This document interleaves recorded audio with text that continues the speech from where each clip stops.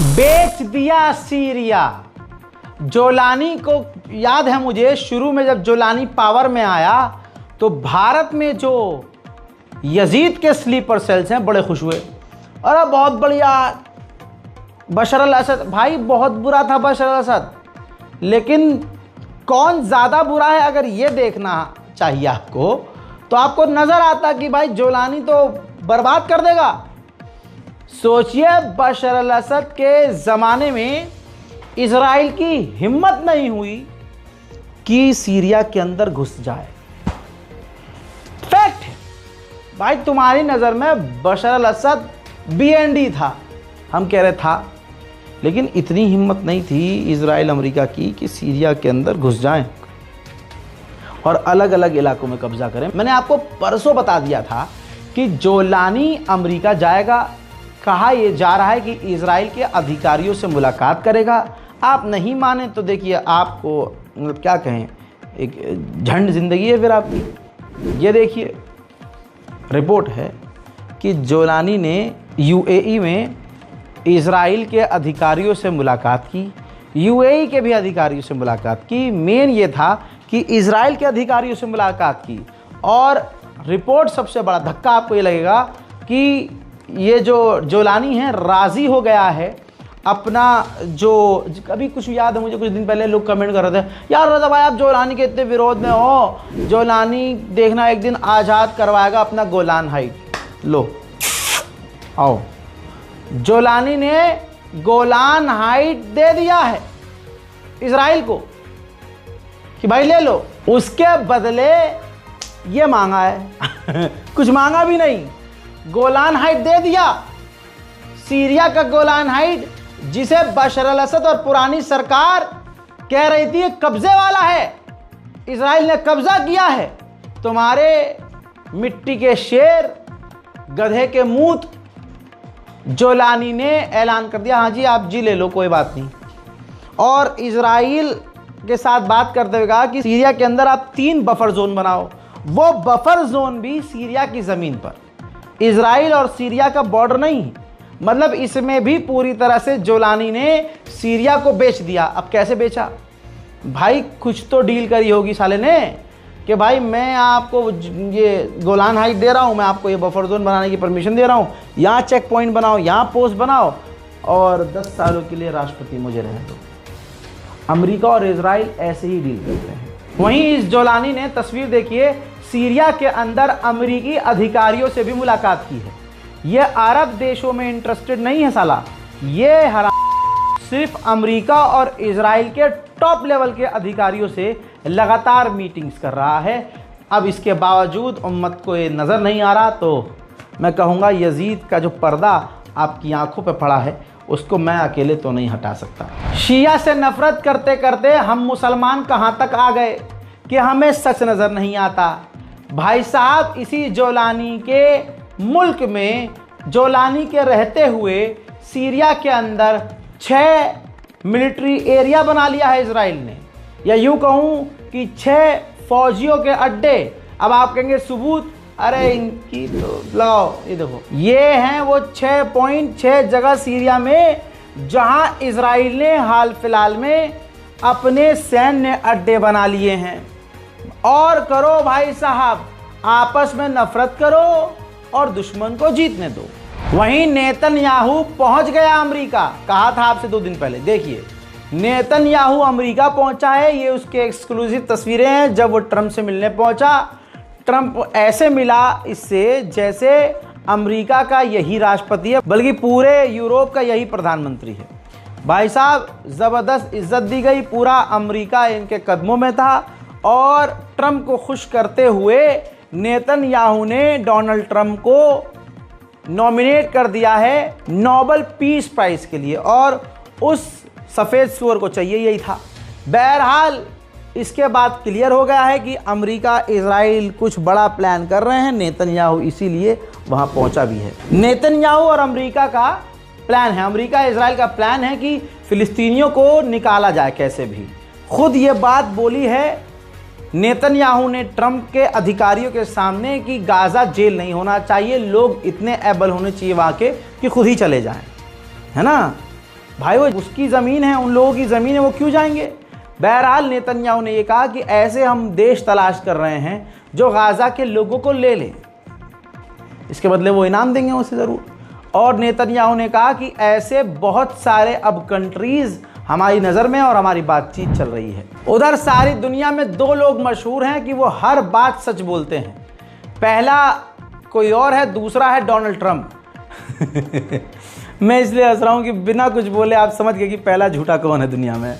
वाह मेरे भाइयों बहनों, वाह मेरे दोस्तों, दूसरा दुनिया का सबसे बड़ा झूठा डोनाल्ड ट्रंप अब ये कह रहा है कि ईरान ने हमसे रिक्वेस्ट की कि हमसे बात करो।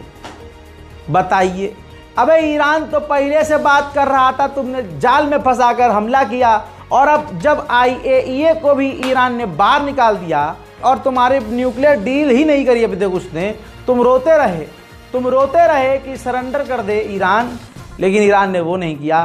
तो अपने मुंह से ही ट्रंप कह रहा है कि हाँ जी, ईरान ने हमसे रिक्वेस्ट किया है कि हमसे बातचीत करें और हम बहुत जल्द ईरान से बात करेंगे। सच्चाई यह है कि डोनाल्ड ट्रंप खुद 2 स्टेट सॉल्यूशन नहीं चाहता है, जबकि UN का लॉ है कि 2 स्टेट सॉल्यूशन होना चाहिए। ये पहले फैसला हो चुका था, लेकिन तमाम अरब देश ये देख रहे हैं कि ये ट्रंप खुद गद्दारी कर रहा है। तमाम अरब देशों का, कुछ ऊपर से कहते हैं हाँ हम 2 स्टेट सॉल्यूशन चाहते हैं, कुछ अंदर जो हैं चाहते हैं, लेकिन जिन अरब देशों के साथ ट्रंप छाती से छाती मिलाकर मिलता है, वो ये देख रहे हैं कि डोनाल्ड ट्रंप 2 स्टेट सॉल्यूशन नहीं चाहता है, लेकिन फिर भी वो अरब देश अमेरिका के साथ पिछवाड़े से पिछवाड़ा चिपकाकर खड़े हुए हैं। अमेरिकी पत्रकार ने जब पूछा ट्रंप से कि 2 स्टेट सॉल्यूशन पर आप क्या कहेंगे, तो ट्रंप ने कहा कि ये सवाल बीबी यानी नेतन्याहू से करो, वो ये मामला आपको बताएंगे, ये सवाल बहुत पुराना है। सुनिए। Do you think that there can be a 2-state solution that creates an independent? I don't know. I'd ask Bibi that question. You have the greatest man in the world to answer that age-old question, 2-state. Go ahead. You give him your honest answer. I think Palestinians should have all the powers to govern themselves, but none of the powers to threaten us. And that means that certain powers, like overall security, will always remain in our hands. Now, that is a fact.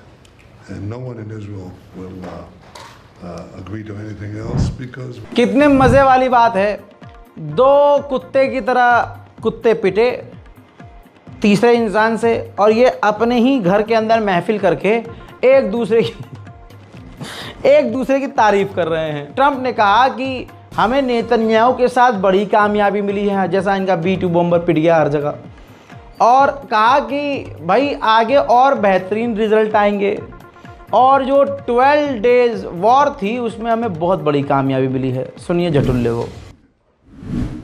Thank you very much, everybody. It's an honor to have Bibi and Sarah with us, friends of mine for a long time, and we had a tremendous success together. And I think it will only go on to be even greater success in the future. So it's really nice to have you at the White House. It's nothing like the White House, and it's great to have you both and all of your wonderful people, Ron. We've worked together for a long time, and we've done well together. We had a great time. I would say it's a lot of work, but we had a great result recently.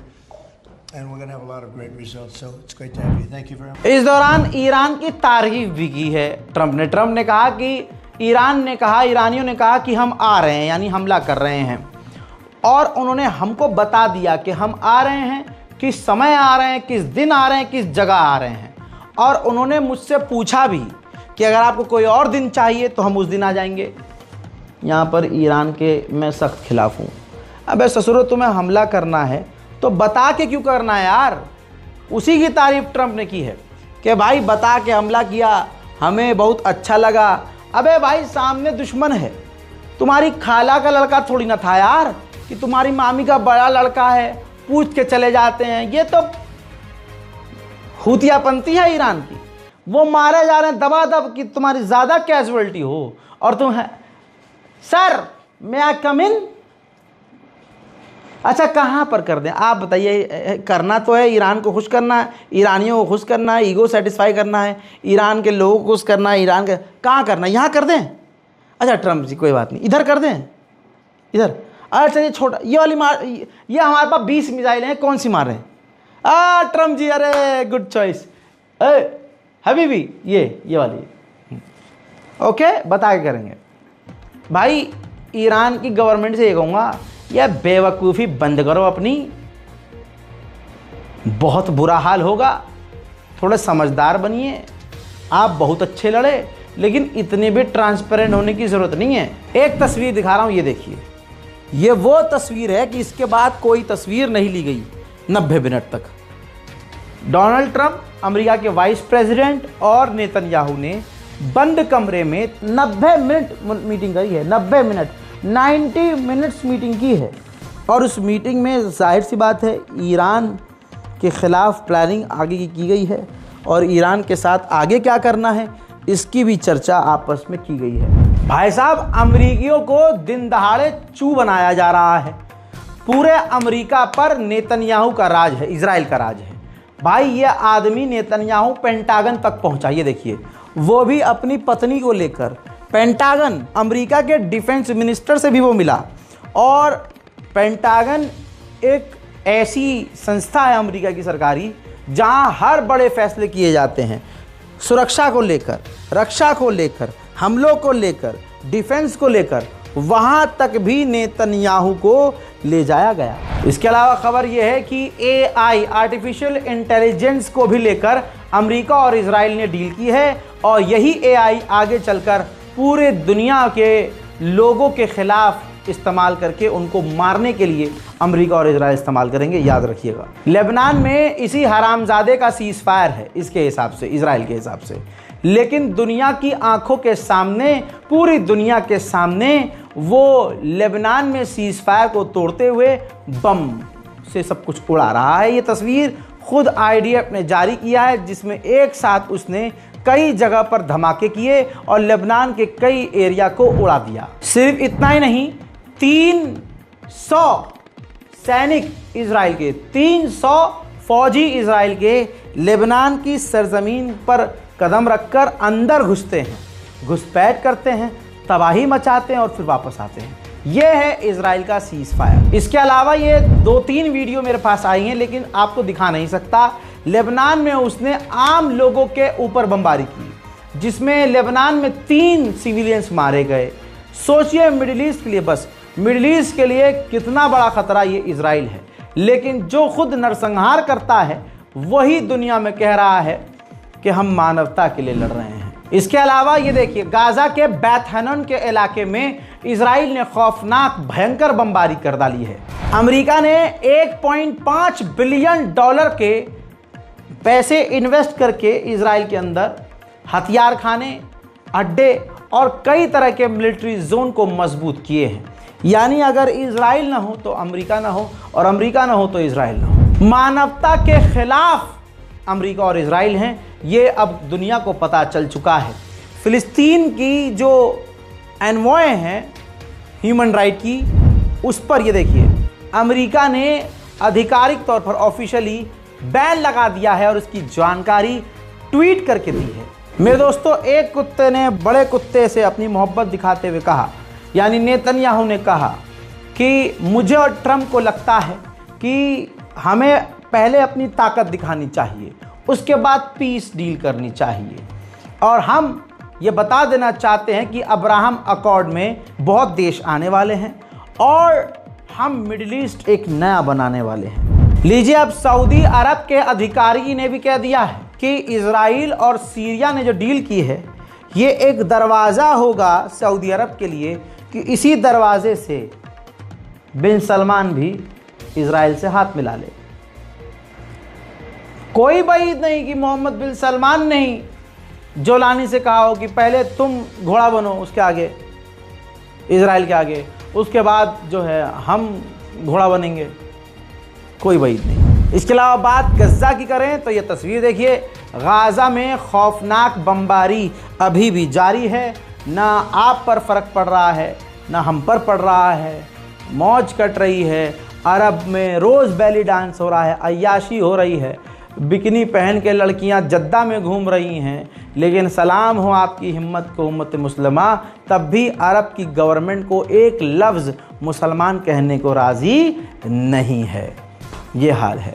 बहरहाल हम जो कर सकते थे हम कर रहे हैं। अल्हम्दुलिल्लाह चौथी मदद की खेप, अल्हम्दुलिल्लाह चौथी मदद की खेप हमने गाज़ा पहुंचा दी है और ये है उसका proof. السلام عليكم ورحمة الله وبركاته. Thank you ورادة جرافي from India. جزاكم الله كل خير. اليوم سيتم توزيع الطعام الساخن على النازحين في موسم خليل. हज़रात मोहतरम, बड़ी कोशिशों के बाद मैं आपको तब से बता रहा हूँ कि जब ईरान इजराइल की जंग चल रही थी उस वक्त भी आपकी ये टीम रज़ा ग्राफ़ी और हील इंडिया फाउंडेशन लगातार गाज़ा और फ़िलिस्तीन से जुड़ी हुई थी और लगातार हम अपनी टीम के ज़रिए जुड़कर मदद भेज रहे थे बार बार। लिहाजा इस बार हमने और बड़ी मदद भेजने की कोशिश की है। आप देख सकते हैं बच्चे हैं, गरीब हैं, मिस्कीन हैं, यतीम लोग हैं जिनकी मदद के लिए हम आगे बढ़ रहे हैं। हील इंडिया फाउंडेशन और रज़ा ग्राफ़ी मिलकर लगातार मदद भेज रहे हैं और आगे ऐसे ही भेजते रहेंगे और तमाम चीज़ों का सबूत भी आपको इंशाअल्लाह देते रहेंगे ताकि आपकी हिम्मत बधी रहे और हम कुछ न कुछ कर सकें। हज़रात मोहतरम, यही हमारी उम्मीद है कि अगर एक वक्त भी हमने किसी का पेट भर दिया तो शायद हमें बिस्तर पर सुकून की नींद आ जाए। हज़रात मोहतरम, यही वो बार कोड है जिसका इस्तेमाल करके गाज़ा और फ़िलिस्तीन की मदद के लिए आप आगे आ सकते हैं। बहुत सारे लोग ऑब्जेक्शन कर रहे थे, कई तरह के सवाल किए जा रहे थे कि मदद नहीं पहुंचेगी, फ्रॉड हो रहा है, ये हो रहा है। पहुंचा दी गई है, 4 बार पहुंचाई गई है और एक बार हमने बताई भी नहीं है आपको, क्योंकि वो हमने अपने गली मोहल्ले के लोगों को जोड़ जाड़ के किया था। उसके बाद दोस्तों बहुत लोगों ने बहाना बनाया और जो बात है भी कि ये बार कोड काम नहीं कर रहा है। देखिए, बार कोड की एक लिमिट होती है, उसके बाद वो काम नहीं करता। लेकिन बहुत ऐसे हिम्मत वाले हैं जिन्होंने मेरी बात पर अमल किया। मैंने कहा था स्क्रीनशॉट लेकर रख लीजिए, 1 दिन बाद, 2 दिन बाद, 3 दिन बाद कभी भी ट्राई कीजिएगा, वो हो जाएगा। हमारे पास जैसे ही आएगा वो सीधा हमारे अकाउंट को अपडेट मिल जाएगा और उसके बाद जैसे ही हम अगली मदद भेजते हैं, हम वो मदद भेजने के बाद रिसीविंग भी हासिल करते हैं। रिसीविंग हासिल करने के बाद उसके बाद हमें वो प्रूफ, हालांकि हमें अच्छा नहीं लगता कि हम अपनी बहन से कहें जो गाज़ा में है, बेचारी जो मदद कर रही है, कि भाई इसका सबूत दो। अच्छा, लेकिन फिर भी वो बहन समझदार है, कुछ न कुछ हमें इस तरह से वीडियो भेजकर प्रूफ दे देती है। मेरी दुआ है कि गाज़ा के लोगों को अल्लाह जल्द से जल्द इस बड़ी मुसीबत से बाहर निकाले और जो गाज़ा के लिए मदद के लिए आगे आए हैं अल्लाह उनको भी सलामत रखे।